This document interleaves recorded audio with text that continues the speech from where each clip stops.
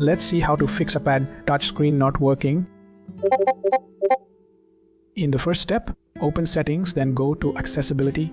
After that, choose Touch, then turn on Assistive Touch. After that, use the floating menu to test touch response.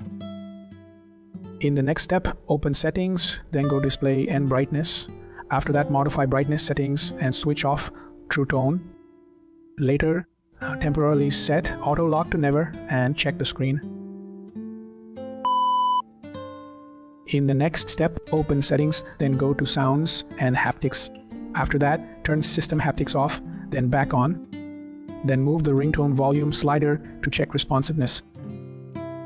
In the next step, open Settings, then go to Face ID and Passcode. Later, type in your passcode, then turn Face ID off and on. Now, see if Face ID settings are affecting the touch screen. In the next step, open Settings, then go to Storage. Now check available storage and remove unneeded files. Then uninstall unused apps to clear some space. You are good to go.